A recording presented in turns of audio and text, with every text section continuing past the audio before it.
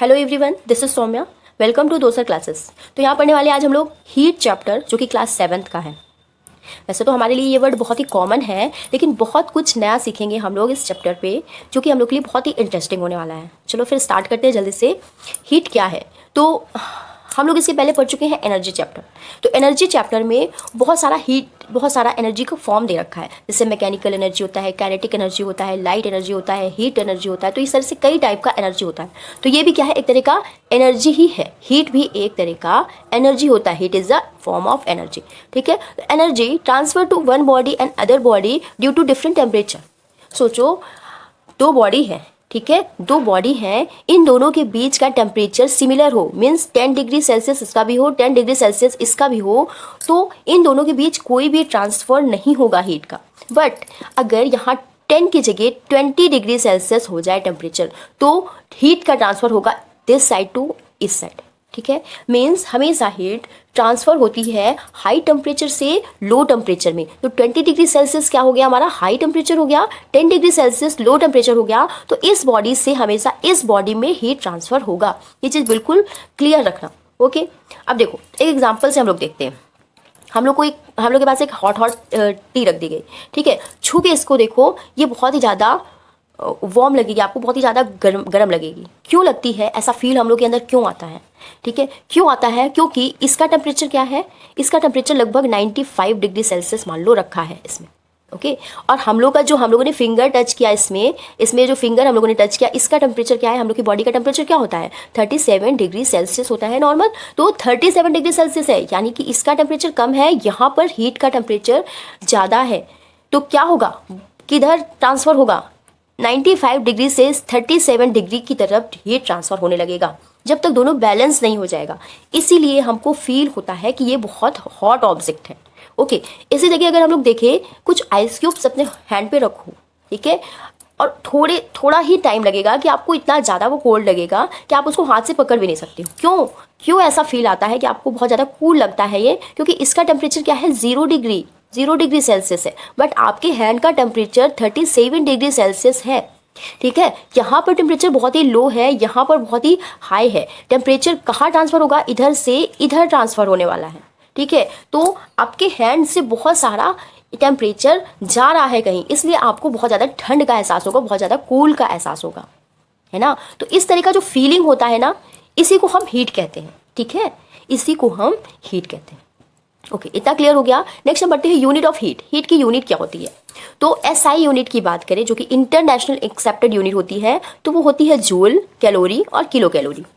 जब भी आप लोग कुछ खाने वाला पैकेट या चिप्स या कुरकुरे कुछ भी लेके आते हो, देखते हो पीछे उस पर मेंशन होता है कि इसमें कितना किलो कैलोरी एनर्जी दिया हुआ है, या फिर कितना कैलोरी एनर्जी है इस फूड पे, है ना। मोस्ट ऑफ जितना भी पैकेट वाला फूड आप लोग लेके आते हो, उसमें सब में मेंशन होता है। ठीक है। तो ये क्यों मेंशन होता है? क्योंकि ये इसकी यूनिट है। तो 1 कैलोरी का मतलब क्या होता है? तो 1 कैलोरी को हम लोग ऐसे डिफाइन कर सकते हैं, define as heat energy required to raise the temperature of 1 gram water by 1 degree C. चलो देखते हैं। मान लो हम लोग के पास 1 ग्राम वाटर है, सिर्फ 1 ग्राम वाटर है, जिसको हम हीट दे रहे हैं। ओके, हीट दे रहे हैं, और उस इतनी हीट दिया कि सिर्फ 1 डिग्री सेल्सियस टेम्परेचर यहाँ का इंक्रीज हो रहा है। लाइक हम लोग के पास यहाँ पर जो टेम्परेचर है, मान लो यहाँ पर 10 डिग्री सेल्सियस टेम्परेचर है, और यहाँ पर हमने थोड़ा सा हीट देकर उसको 11 डिग्री टेम्परेचर कर लिया, 11 डिग्री सेल्सियस टेम्परेचर कर लिया। तो 1 डिग्री सेल्सियस टेम्परेचर यहाँ पर बढ़ा। इन दोनों के बीच कितना डिफरेंस है? 1 डिग्री सेल्सियस का डिफरेंस है। तो 1 डिग्री सेल्सियस टेम्परेचर इंक्रीज करने में हमको जितना हीट का रिक्वायरमेंट हुआ, उसी को हम कहते हैं 1 कैलोरी। ओके, उसी को हम 1 कैलोरी हीट कहते हैं। या फिर ये कह सकते हैं कि 1 कैलोरी हीट से हम 1 ग्राम वाटर को 1 डिग्री सेल्सियस इंक्रीज कर सकते हैं। क्लियर हो गया? अब यहाँ देखो आप लोग, तो 1 कैलोरी में 4.186 जूल होते हैं। ठीक है, जिसको आप लोग नॉर्मली बोल सकते हो 1 कैलोरी में 4.2 जूल होते हैं। न्यूमेरिकल के बेसिस पे ये आप लोग के लिए इजी रहेगा, है ना। तो और 1 किलो कैलोरी में कितने कैलोरीज होती हैं? 1000 कैलोरी। यानी कि 1 किलो कैलोरी में 1000 कैलोरी होती है, और 1 कैलोरी में 4.2 जूल होता है। यानी कि जूल हमारी बहुत ही छोटी यूनिट होती है। अब 1 किलो कैलोरी वैसे ही है जैसे कि हम लोग 1 किलोग्राम में कितने ग्राम होते हैं वो मेंशन करते हैं, वैसे ही हम लोग 1000 कैलोरी भी मेंशन करते हैं। अब देखो यहाँ पर फूड है, एक स्टीम मील फूड है जिसमें हम लोग, जैसे अभी हमने बताया कि न्यूट्रिशन दे रखा होता है, वहाँ पर पीछे के साइड पे मेंशन कर रहा होता है, तो वहाँ पर ही कैलोरीज का भी ऑप्शन दे रहा होता है कि कितनी कैलोरी आपको इस फूड में मिलने वाली है। तो जैसे यहाँ पर दे रखा है कैलोरीज 230 कैलोरीज यहाँ पर इस फूड में प्रेजेंट है। तो इसी तरह से आप लोग देखिए, जो आपके घर पे रैपर आए, आप लोग कोई भी फूड लेके आते हो तो उसमें चेक करिए तो कितना कैलोरी आप लोग उससे ले रहे हो। ओके,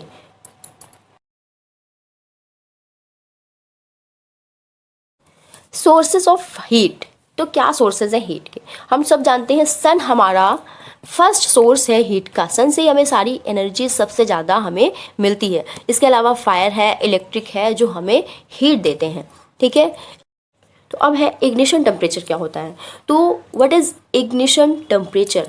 तो minimum temperature at which a substance catch fire start burning is called ignition temperature. यानी कि आप कोई सब्सटेंस को जब तक जलाओगे, ठीक है, तो वो जलाने के लिए आपको जितना हीट की रिक्वायरमेंट होगी मिनिमम, उसे ही हम उस सब्सटेंस का इग्निशन टेम्परेचर कहेंगे। लाइक आपने कागज़ लिया और उसको जलाया, ठीक है, तो उसको जलाने में वो जितनी जल्दी जल जाता है उसका इग्निशन टेम्परेचर उतना ही कम होगा। और कोई सब्सटेंस, यानी आपने स्टोन ले लिया तो वो बहुत देर लगाएगा जलने में या फिर नहीं जलेगा, तो उसका इग्निशन टेम्परेचर बहुत ज़्यादा हाई हो जाएगा। ठीक है, तो हम समझ गए इग्निशन टेम्परेचर क्या होता है। अब इसके अकॉर्डिंग कि कौन सा सब्सटेंस जल्दी जल जाता है, कौन सा सब्सटेंस देर से जलता है, उसके अकॉर्डिंग 2 कैटेगरीज में डिवाइड किया गया है इन सब्सटेंसेस को। जैसे कि इनफ्लेमेबल सब्सटेंस होते हैं फर्स्ट, और नेक्स्ट होते हैं नॉन फ्लेमेबल सब्सटेंस। यानी फ्लेम से मतलब क्या है? फ्लेम का मतलब ही होता है आग पकड़ना। तो वे सब्सटेंस जो जल्दी से फायर को कैच कर लेते हैं ईजिली, उन्हें हम कहते हैं इनफ्लेमेबल सब्सटेंस। इनको वेरी लो इग्निशन टेम्परेचर की ज़रूरत पड़ती है। यानी कि हमने क्या बताया था, इग्निशन टेम्परेचर बहुत कम यूज़ होता है फ्लेमेबल सब्सटेंस के लिए। जैसे कि एलपीजी है, जैसे आप लाइटर ऑन करोगे वो फटाक से चुटकियों में जल जाएगा, है ना। पेट्रोल है, केरोसिन है, हाइड्रोजन गैसेस होगा यहाँ पर। तो ये सब चीज़ें क्या है, बहुत जल्दी फ्लेम करती हैं। थोड़ा सा टेम्परेचर भी आपने टच नहीं कराया कि वो जल्दी से फ्लेम कर गई, है ना। अब वहीं पर नॉन फ्लेमेबल सब्सटेंसेस कैसे होते हैं? जैसे स्टोन है, मेटल्स है, वाटर है, ये सब सब्सटेंस ऐसे होते हैं जिनकी आग पकड़ने के लिए बहुत ज़्यादा हीट की रिक्वायरमेंट होती है, बहुत ज़्यादा टेम्परेचर की रिक्वायरमेंट होती है। यानी हम कह सकते हैं इनका इग्निशन टेम्परेचर बहुत ही हाई होता है। आज के लिए इतना ही, थैंक यू। नेक्स्ट लेक्चर पे हम लोग और भी कुछ देखेंगे।